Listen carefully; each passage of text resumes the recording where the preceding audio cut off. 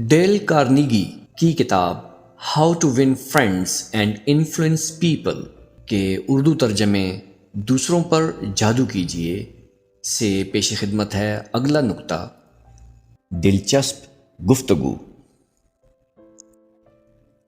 عورت خواہ کتنی ہی حسین کیوں نہ ہو، لیکن اگر وہ بالکل خاموش بت بنی بیٹھی رہے تو تھوڑی ہی دیر میں انسان گھبرا جائے گا۔ کچھ اس قسم کی بات مرد کے بارے میں بھی کہی جا سکتی ہے۔ خواہ کتنا ہی وجیح و شکیل اور طاقتور آدمی کیوں نہ ہو، لیکن اگر وہ گمسم بیٹھا رہے تو آپ اس کی رفاقت سے اکتا جائیں گے۔ اس قسم کے لوگ ذاتی سحر سے قطعی محروم ہوتے ہیں۔ آپ میں یہ صلاحیت ہونی چاہیے کہ جس جگہ چار آدمی گفتگو کر رہے ہوں وہاں آپ بھی ان کی گفتگو میں شریک ہو سکیں۔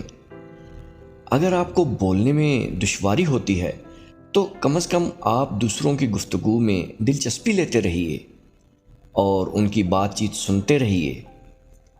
ہمیشہ یہ کوشش کیجیے کہ دوسرا شخص اپنے پسندیدہ موضوع پر بول سکے، اور جب وہ بولنے لگے تو پوری توجہ سے اس کی بات سنتے رہیے۔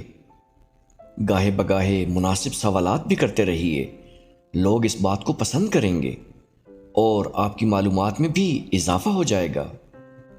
یوں تو سوالات پوچھنے کے علاوہ کچھ کہنے سننے کی بھی ضرورت ہوتی ہے، لیکن یہ آپ اس صورت میں کر سکیں گے جب آپ کا مطالعہ وسیع ہو اور حالات حاضرہ کے بارے میں آپ کو ضروری معلومات ہوں۔